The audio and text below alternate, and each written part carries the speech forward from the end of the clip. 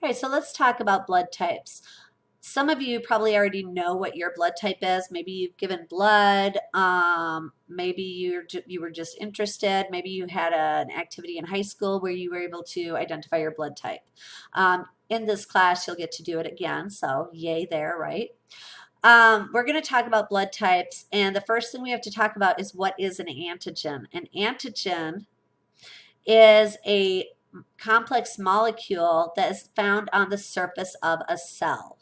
That's what an antigen is. It's typically a protein molecule. In this case, it would be a protein molecule called a cell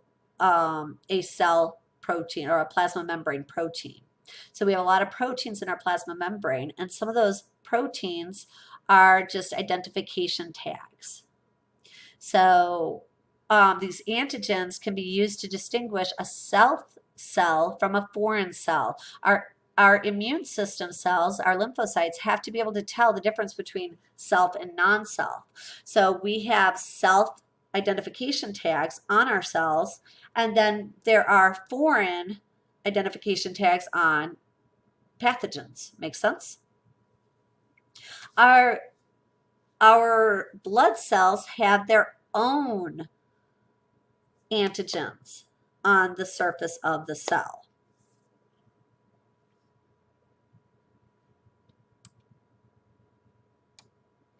Hold on. Okay. So an antigen or antigens were discovered by Carl Landsteiner. I shouldn't say antigens. I'll say the blood type antigens were discovered by Carl Landsteiner in early 1900s. He discovered three types of blood, three types of cells.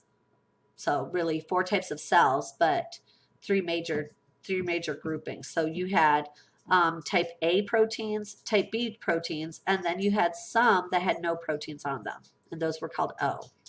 In 1930, he won a Nobel Prize for this. So blood type is based on interactions between an antigen and antibodies. So what is an antibody? We're going to talk about these a lot when we get into the lymphatic system. But for now, an antibody is a protein secreted by B lymphocytes that binds to specific antigens. So a blood cell has antigens, and there are antibodies that can recognize the specific antigens on certain blood cells. An antigen can also be called an agglutinin. I don't typically call an antibody can be called an agglutinin. I don't tend to call antibodies agglutinins because that's really close to your antigen. So I don't really talk like that. But one of your labs that will do will use the term agglutinin. So I put it in here just so you see it. So when an antibody binds to an antigen, and you can see here's an antibody, and it has a certain type of receptor that can bind. It binds only to one type of an antigen, and so it binds to this one. It can fit, and it will hold on, and it causes these antigen-antibody complexes, which causes blood cells to clump up or agglutinate in your blood vessels. So it can be really dangerous. So we can identify the type of blood by using antibodies. So, and here's an example of antibodies being used to identify blood type. Okay, so we take an anti-A antibody or an anti-B antibody, we put it onto a card. We then add a drop of blood to the anti-A and the anti-B antibodies. And if the blood itself has proteins called A antigens, then it's going to clump up.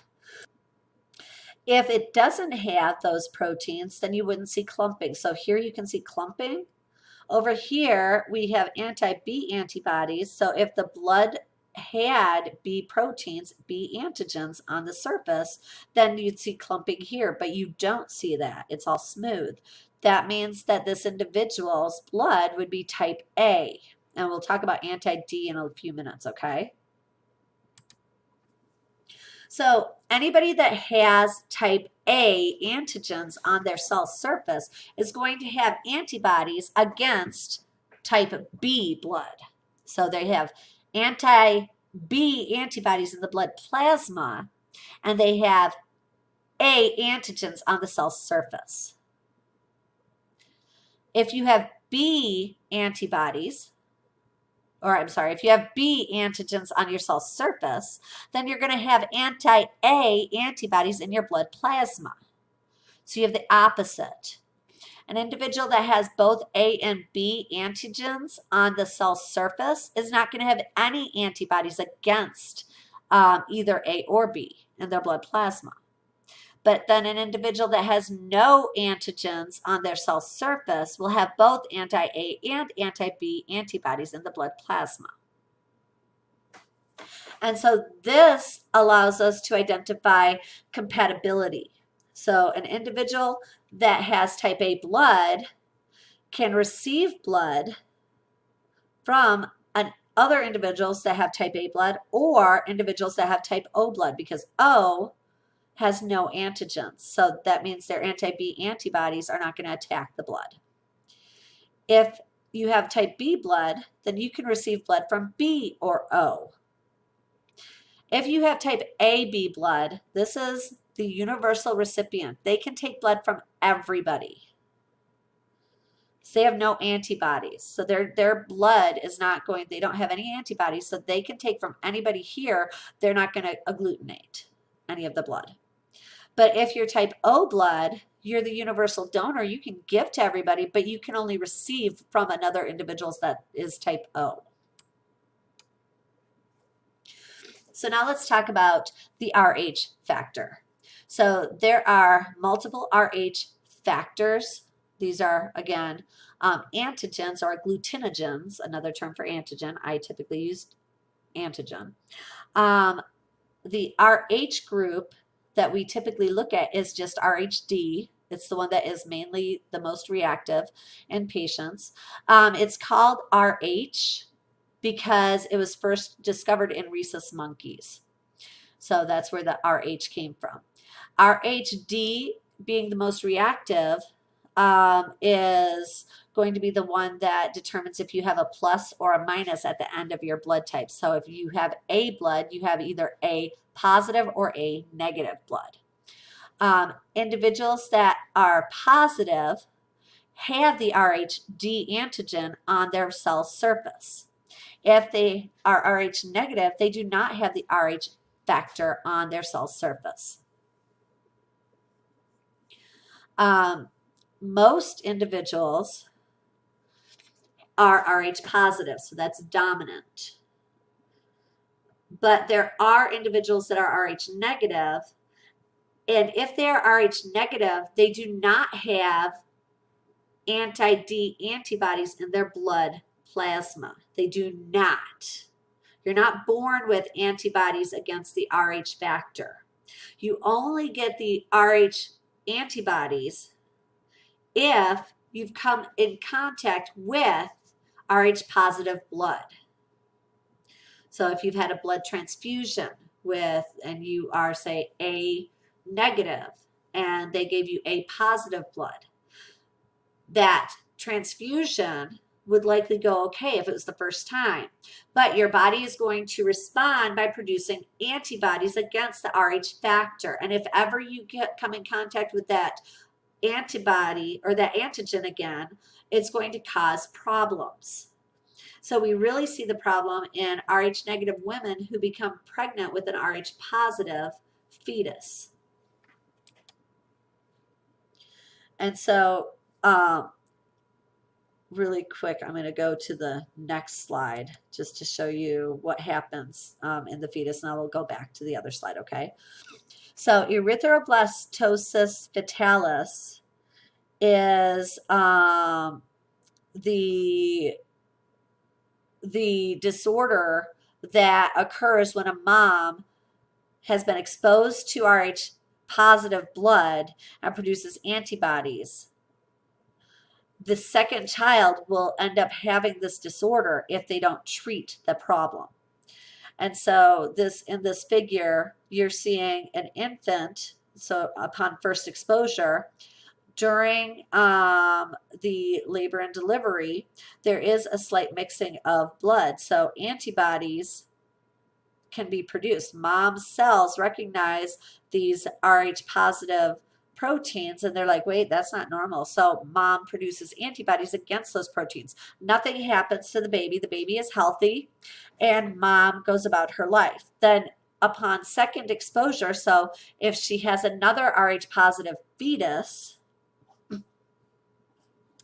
and she's still Rh negative, the Rh antibodies, the anti-D antibodies in mom's blood will pass through the placenta and they'll attack the baby's blood. And this can lead to babies having low birth weights, babies being born very early, babies dying. So this hemolytic disease of a newborn, Irritable SPTosis, same disease, okay? And so, oh, no, I didn't say it yet, sorry. And so what they will do as soon as you are pregnant, they will test your blood to find out if you are Rh positive or negative. If you are Rh negative, they will then give you a shot called RhoGAM. This RhoGAM shot decreases your body's ability to produce antibodies so that you don't produce the antibodies when that blood mixes. And then when mom gets once mom is gives birth, they'll give a second Rh or they'll give a second RhoGAM shot to make sure that mom still doesn't produce antibodies. Come on. All right, and we are finished with this chapter. So that means we have done 2 chapters. So congrats on getting the first 2 chapters in. We only have, about 9 chapters left to go for the semester. That's not so bad. We have a lot more chapters in first semester than in second semester, but second semester chapters are a little bit more in depth, I think. So I will see you in our next lecture. Bye.